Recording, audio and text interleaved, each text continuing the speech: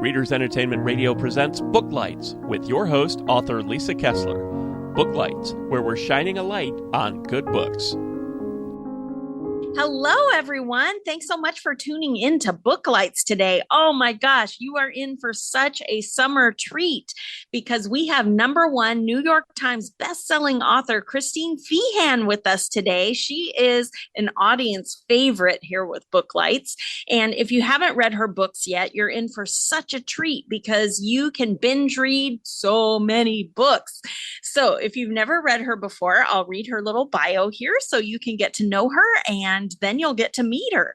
So Christine Feehan is a #1 New York Times bestselling author with 83 guys, 83 published works in 7 different series: the Dark series, Ghostwalker series, Leopard series, Drake Sisters series, Sea Haven series, Shadow series, and Torpedo Inc., which we're going to talk about today. All 7 of her series have hit the #1 spot on the New York Times bestseller list. Judgment Road, the first book in her newest Torpedo Inc. series that we're talking about today, debuted at #1 on the New York Times bestseller list. And I went ahead and put a link to her website right there on the Blog Talk site. So if you're listening live or listening later, you can click that and check out. She has an amazing store that has all kinds of fun book goodies in it, including tarot decks, which we're going to talk about today. Everyone knows I love tarot. And also you can join, I think she has like a reader community, which we'll ask her about later, and all kinds of things for you to get involved over at her website. So be sure to click that and check it out. So without any further delay, you there, Christine? I am here. I'm Yay! excited to be here. Oh, me too. I have so much fun every time we chat. Pretty sure I could do it all day, but we'll try and keep it contained. We'll try to be good this time, and I won't serve up all the bad secrets that I have that I get in trouble for, like blabbing. Why do they even tell us secrets, right? Right? Well, you have a new book out, Betrayal Road, and it's in that Torpedo Inc. series. You want to tell everybody about it? Why should they go grab it this week? Well, my Torpedo Inc. series is definitely not for everybody, and I always like to put that out there. This came about because when I was young, I took in a lot of children who had, they were abused in a lot of different ways. And I realized the difference between when a girl was abused, everybody wanted to get her help and counseling, and her family would usually rally around her. But it was not that way with boys. Oftentimes the boy was rejected, or it was like, oh, you probably enjoyed it or whatever. And it was really difficult for these boys because they had no counseling, they had nowhere to go. And I always have done women's issues, but in the back of my mind, I thought I'm going to someday write about this with boys. And so I did a lot of research, and my books are set around a motorcycle club, because what's tougher than those guys in a motorcycle club? Right? They're all from Russia, and they were trained as assassins, and they had some horrific things done. And what I do is I look at cases, and then I talk to counselors, how would this manifest itself when they were adults? And I didn't realize what I was getting myself into, honestly, because a lot had to do with sexual practices that end up happening to these poor children who grow into adults. Right. So just having said that, I want everyone to realize these books can trigger people. They're not your usual fare. So right. Be careful when you pick one up. Yes. But the premise was that they've come to the United States, and the president of their club, czar, who was the one who helped them survive through these horrific things that happened to them, he's trying to integrate them back into society, which they have no knowledge of. And they make so many mistakes, especially when it comes to relationships. But I'm several books in now, and they've been around a lot of older people. It's really hard to have crazy things going on when your grandmothers are around, the grandmother types are there. So they're learning. And in this particular book, the theme was about betrayal. And there's so many different types of betrayal that go on in everyday life with all of us. Mm-hmm. And of course, if you're betrayed by your parent, right, like that is horrendous. A sibling, a best friend, all those things, a spouse, those things impact you for the rest of your life in various ways. And people will think, well, this person, so somebody came and murdered their sibling, and it was their best friend who did it.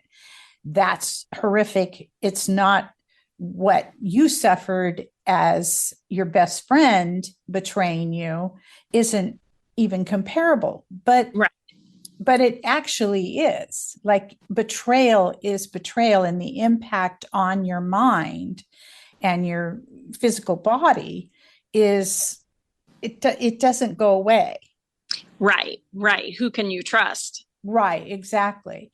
And one of the things that really got me thinking about the whole theme of betrayal, when you're around children or adults who are neurodivergent, they are on the spectrum, or they're have any types of ADHD, anything that is a little bit different, it sets them apart and it makes them easy targets. Mm-hmm. And recently we had, I come from a huge family. And so we have a lot of different things going on. And one of the girls is on the spectrum. She's very, very, very intelligent and high functioning, and she's able to mask. Right. Well. She's a mimic. So she looks around her and she mimics the behavior of everybody so that she can fit in. But she doesn't smile. She doesn't look at you in the eye. She won't go over and hug you. So she does set herself apart to some extent, even to adults. And she was targeted by girls that she thought were her friend. And they did these pretty horrific, said horrible things. And anyway, it was really bad. And unfortunately, their mothers helped them. Because horrible adults. But here's the thing. I have noticed in my, I'm not young anymore. And I noticed after taking in a lot of these children and being around kids who have traumatic events happen to them, that oftentimes there's that mob mentality against them. It's easy to target somebody like that because oftentimes they don't even realize it's happening to them. Right. And so that theme was huge in my mind when I decided to write a book that centered around betrayal. And in this instance, the hero, who has been betrayed over and over and over to the point that he does not trust anybody, is about to have to betray the woman that he falls in love with, which is a horrible position for him to be in.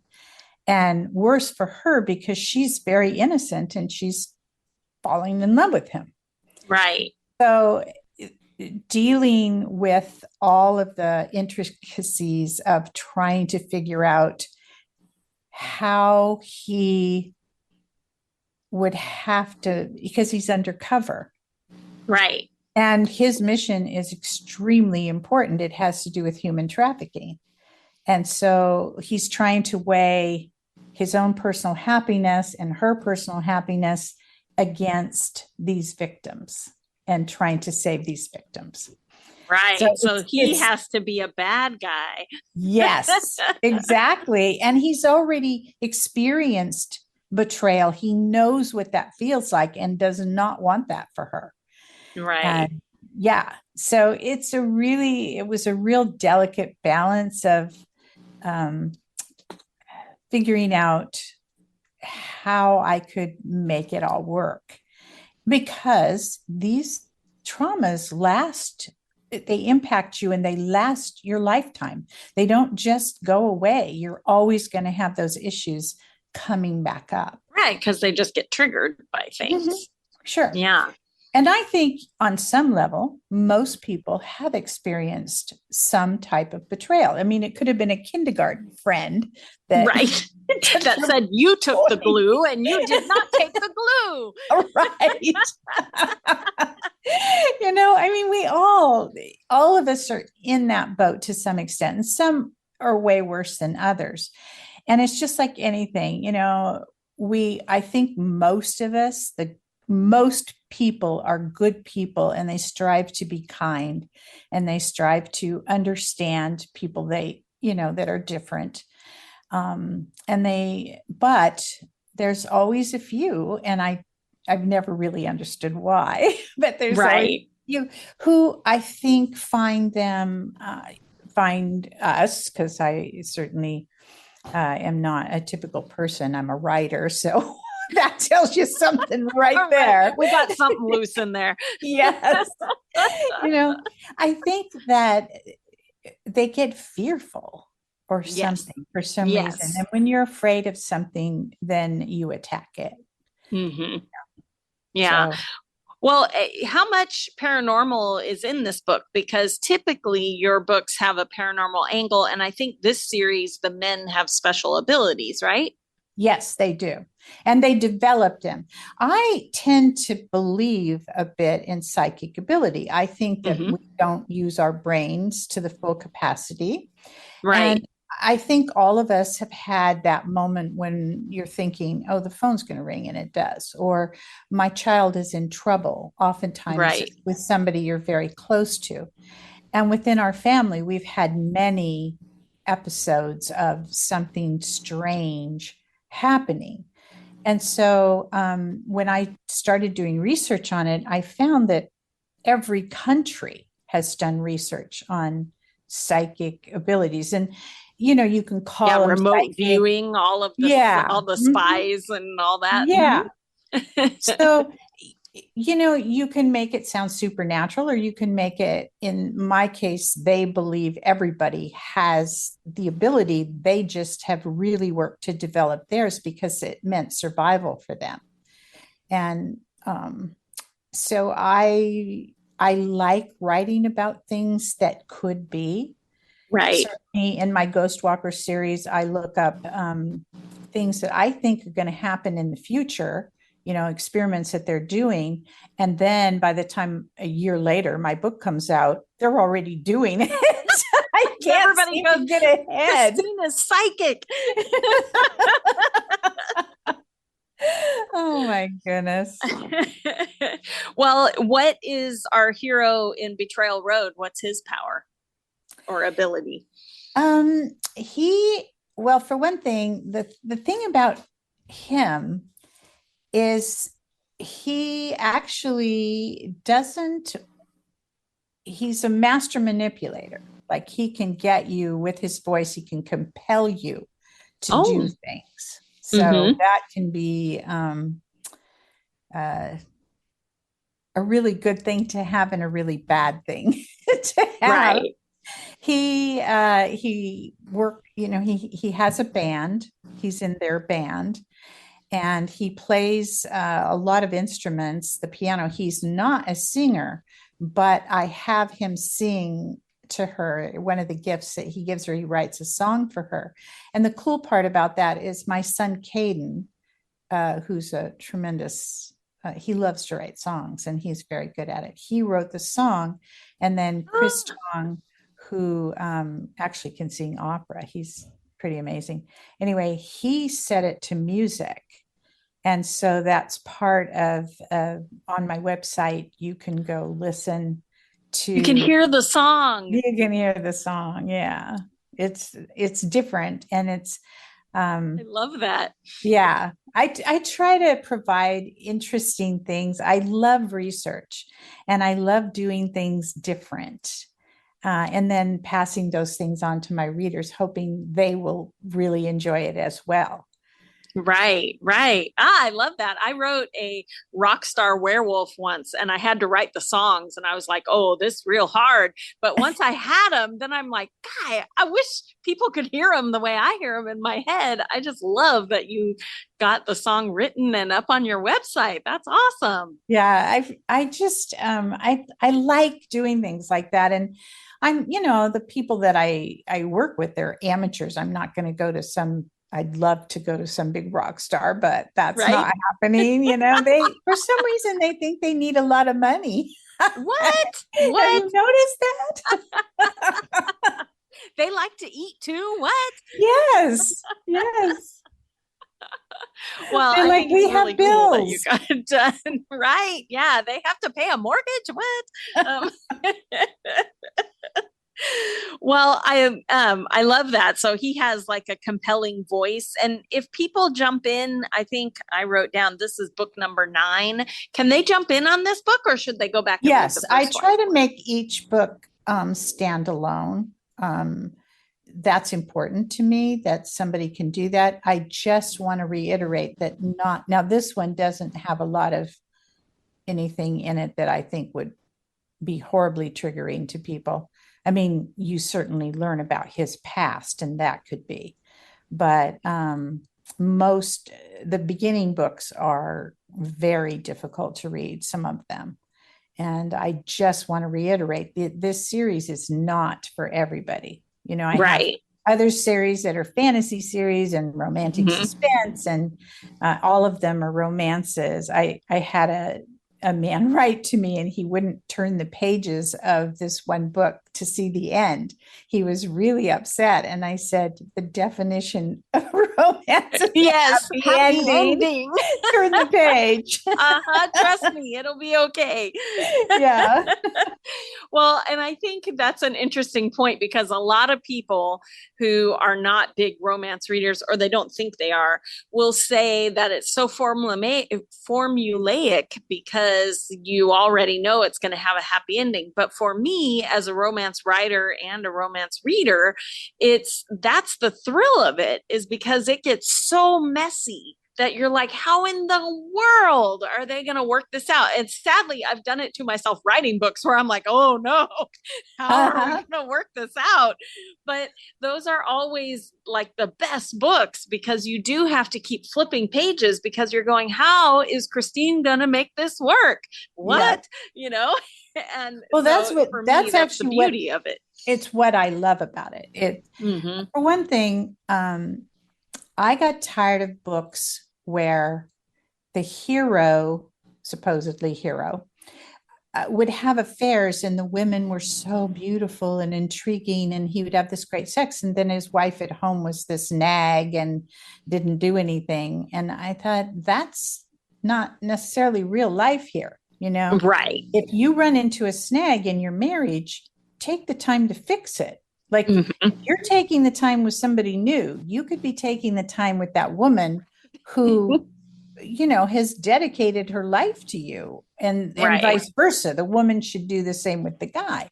And I wanted to show that you could have an intimate sexual relationship, and those times when there's no sex involved are sometimes what makes you the strongest couple ever. Right. Right. Well, I did want to talk about that. I think the next book that comes out is Dark Hope, right? And that's Yes. another Carpathian book. And I Yes. think I saw on Amazon, it's like book 38 of that series. And I thought, Christine, how do you keep this long running of a series going? What's your secret? Well, I treat each book and each couple as if it's completely standalone and its own adventure, and they're their own people. Sometimes within the overall arc, this particular, there were 4 books. It was Dark Tarot, Dark Whisper, Dark Memory, and then the Dark Hope, and it all revolved around tarot cards, actually. Love. So I will do that, but the books, even though they're related, they're still standalone. You can read the whole story. You get everything to do with that couple and what's happening with them and their adventure. And some of the other Carpathians will show up, of course, because they're in that world. I created a world, and I try to stick very closely to all the rules, which does make it hard because there's certain things that have to be in the book, no matter what. And you want to present it differently every time. So it's, it's intriguing and people will keep reading a series, Right, right.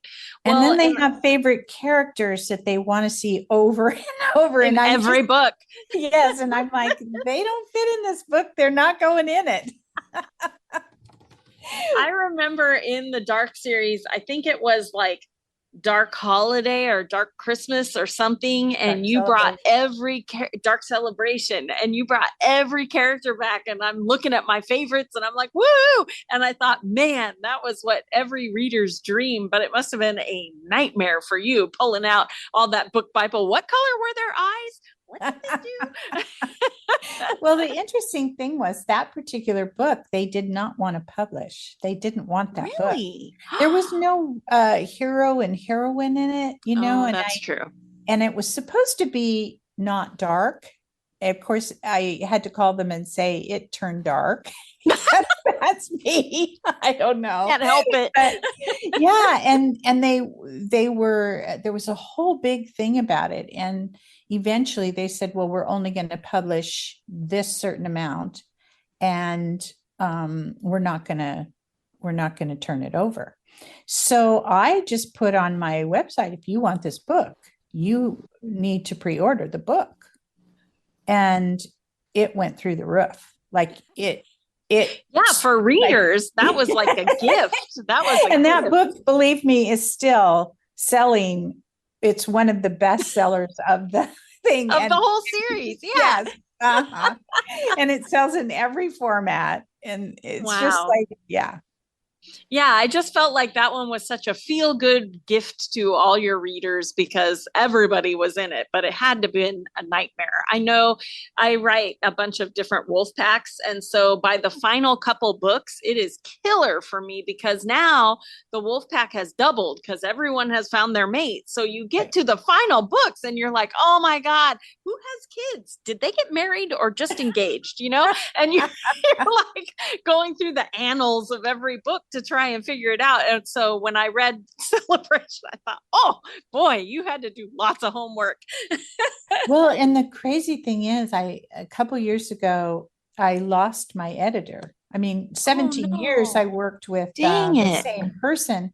Right. She was injured. And not Cindy at Berkeley, because I'm talking about my personal editor who goes through all my books and makes sure everything is right.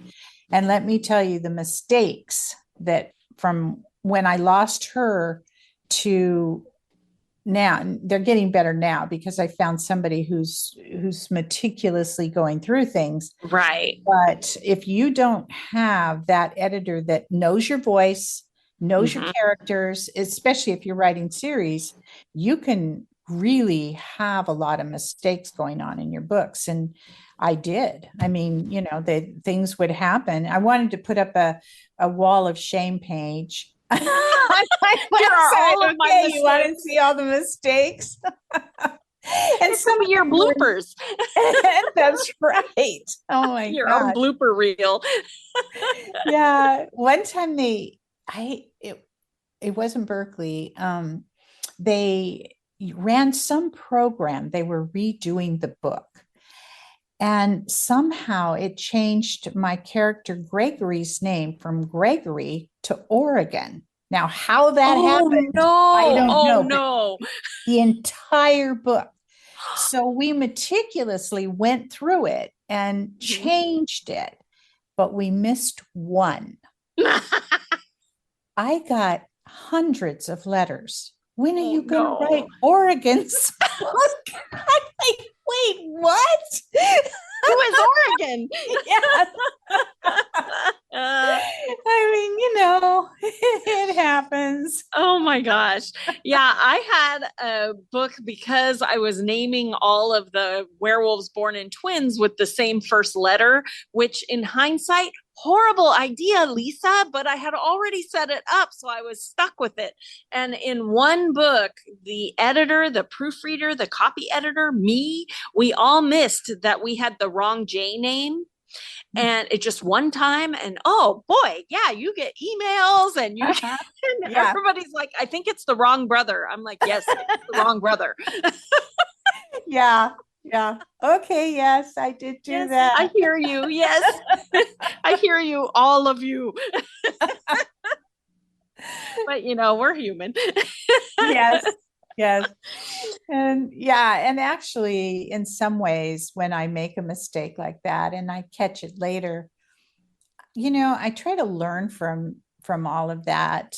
And and I'm like, okay, I won't make this mistake again, but I certainly find another one to do. Yes, I'll find a new one. It's fine. Change the sex of the child. Give them triplets instead of twins, Oh, well, You have a new character named Oregon. Yes. Oh my gosh. Well, I wanted to also let people know that even though Christine has all these long running series, I myself, I looked it up to figure out which book did I come in on the Dark series, because I know it wasn't at the beginning, because I remember the joy of going, oh my gosh, I can go back and read all of so it was Dark Fire was my first one. And I think that was Darius. Anyway, yes, he was etched into my soul, but I was so excited when I realized, there's all these other books. So people who are listening now, if you decide to jump in at Dark Hope number 38, if you love it, you could go all the way back to Dark Prince and get started. So there's plenty of material to read, because back in the day, in the 90s, when I was in love with Anne Rice's Vampire Chronicles, you would burn through that book and you had to wait a year and a half for another book to come out. Mm-hmm. And so it's so much fun to discover an author and then go, oh, yay, there's a whole bunch of books to read, right? I do that. I troll for books all the time. I'm a voracious reader. And I like to find an author who has a huge backlist. Yes, because then it's like friends. Then I can just go and start reading and reading and reading. And it's so great. And all your books are in audio. So do you sometimes listen to books, or do you like to read with words? I never listen to my audio. Oh, you're not audiobook. No. Okay. No, all right. I can't do it. I can't read my own book aloud.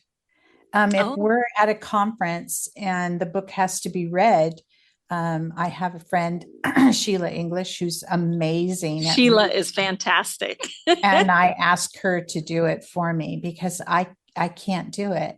I seem like I'm really outgoing. I'm not at all. I have a really hard time when I'm in public situations.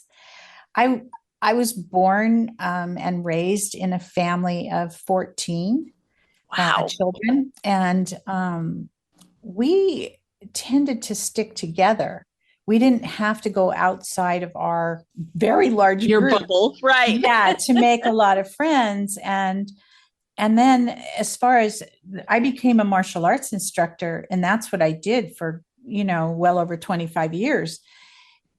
I never thought I would ever be in a position. I mean, I wrote every day of my life, but I never intended to publish, and I never thought I would be published. So I was really surprised when that all happened. And then they said, "Oh, no, you have to make appearances." And I'm like, "Wait, what?" I have to go out there in that scary world. I mean, I'm so lucky because my readers are the best. They're so kind to me all the time. I'm very, very thankful that I have these readers who are supportive. They're kind. They write me very encouraging letters. I don't travel anymore. And sometimes you feel very isolated and you think, is anybody even reading this? And then you get these amazing letters from people who say, really nice things. And you need to hear that. You need that encouragement. Yeah, I always try to remind readers who are listening that if you are moved by a book or something, send a little email to the author, because you never know, somebody can be in the pits of despair.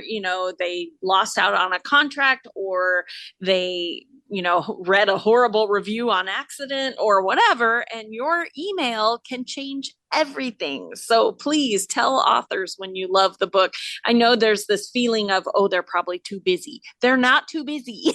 No, that's a really good thing, because especially now when it's harder to get to conferences and conventions, and social media can be quite brutal. Yes, sometimes. Yeah, it can be. And so, when readers are kind and they acknowledge that they really enjoyed your work on any level, I mean, I've sent a quick little note to an author. I loved your book, and they don't have a clue who I am, and that's okay. I don't, in that instance, I'm a reader. But you don't put on their #1 New York Times bestseller, Christine Feehan? What? I do not. I usually use my maiden name. Oh, I see. So then they don't know. No. You're incognito. You're not giving them a cover quote. Well, it's more, I want them to feel it's about them. Mm-hmm. And sometimes my name can be intimidating, which I find interesting, because I've never felt I was above any other writer. Like, to me, we're all in the same playing field. If you're a writer, you love words just the way I do. And the truth is, none of us can write a book that everyone is going to love, because everybody is different. And if you don't love my book, it doesn't mean that my writing isn't good. It means my book didn't work for you. And it's the same if I read a book and, all these people are like recommending it to me, and I read it and it just doesn't hit me right. Could be the mood I'm in, but it does not make that writer a bad writer. She took the time, or he took the time, to sit down in a chair and put all of that together for someone else's entertainment. And I admire that. I admire every writer, because all of us have our own struggles to get for sure. That. Yeah. And I always found other writers were kind to me and helped me out in bad situations. And I try to do the same for any new writer starting out, or somebody who's maybe struggling a little bit. If they reach out, I do my best to help them, because that's what we're all here for, right? Right. That's what I love about the writing community on the whole, is most people want everybody to, because none of us can write fast enough to be the only person that someone reads. No. And so you're not in competition. We want everybody to be amazing. So I love that about the writing community in general. Is wonderful. It's a good place to be. I think so too. I do too. And then to all those writers out there who are hearing, oh, it's so hard to get published. It's so hard. This is an exciting time. I mean, everything from self-publishing to small publishing houses. There are so many avenues to pursue. Yes. And my take is don't give up and don't write trends. Write what you're passionate about, because it's going to show on the paper and the reader is going to be like, oh, I love this. That you're going to find people who connect with what you do. But don't let anyone discourage you and think, oh, I shouldn't be doing this. If you love it, just do it. Yes. Great advice. Everyone, take that to heart. I love it. I could talk to you all day, but we'll try and wrap it up here. But before we do, readers love to get in touch with you. And I know you have like a big online community, don't you, for your readers? Yes, I How can they get involved? Well, I formed the community years and years ago. And all of us, each person has a wall that they can write on. Now you do have to sign up for it. That keeps spam out. It's free. But the reason you have to go through that is to make sure robots don't get in. Yeah. I don't want somebody in there scamming people. I mean, we monitor it pretty heavily. And I've had it for years, and it's a really nice community. They have each wall, and I don't participate in those, can discuss books, any book, as long. The biggest rule is you don't become personal against the author. You can say, this book didn't work for me, but you don't say, oh, that author is really whatever, because chances are that author's my friend. So please don't be mean about my friends, right? You can say a book didn't work. And actually, it's really nice to be able, I used to really love to enter book discussions, why a book worked and why it didn't. Right, it's fun. Yeah. But I have a wall where people can go and ask me all kinds of questions. And nice. I try really hard to get those answered. And I do the same with mail. If you write to me, you're going to get a reply. Oh, I love that. And they just can join the community on your website, right? Yes. Okay. They can join the community on my website. I do have Dragon Con is coming up. I think it's this weekend, next weekend. And I'm going to have some signed copies of Betrayal Road there. I will not be there, but I have a representative for me. You can buy one and get another book free. Is there a Christine Feehan booth there at Dragon Con? The booth is 1320 and 1322. My friend Cheryl Wilson and Sheila English, they both run that booth. Oh, and fun. So I kind of nudged my way in there. But here's the thing. I will have the tarot cards available to buy. And I started a new venture where I make for the Carpathian, each of the Carpathian people has their own dragon. And the dragons are exclusive to me, like Darius. Oh, Darius has a dragon? What? He does. And it's so unusual because I've never even seen one like it. I have them, I do the concept, and then I send them to there's two really brilliant designers from Brazil. And one is quite young and had just had a baby boy. Oh my gosh, so cute. Congratulations. But he did this leopard dragon. And it looks like a leopard. I mean, it is pretty darned amazing. And then I have wolf dragons, and I try to whatever the character in the book is. And in Dark Hope, there is a peony dragon. So there's a dragon that has peonies all down her. There's a lily dragon, and she has lilies coming up as her scales. And then the huge one is he's a tree dragon. Like he would lay in the forest, and because he was done, and he has mushrooms on him and trees growing off of him and moss everywhere. And he is really unique. So I have lots of different dragons that I will be selling from Feehan and Co. And I personally make those dragons up. What? Oh my gosh. Wow. I print them myself. I just on your 3D printer. Yes. I had to learn how to do it. And let me tell you, the learning curve is They're all made with love. They are. But I just wanted to do something, learn something new and different. I love to do that. And I went through my book. It's a fantasy. Carpathians really is a fantasy series, right? Right. And there were so many dragons and dragon personalities. And I'm like, I'm so doing this. It's just going to be fun. So that's what I've been doing in my spare time. Yeah, right. All that free time. Well, on the Blog Talk site, we also have a link to the online store so that you can get the beautiful tarot cards and all the dragons and all that. So if you can't go to DragonCon Live, you can hop over to the store and get things. Yes. And right at this moment, we have an ash can that it's like a little preview to a graphic novel. And it's very hard to get a hold of that. I normally only give them out or sell them at events. Comic-Con is the big one.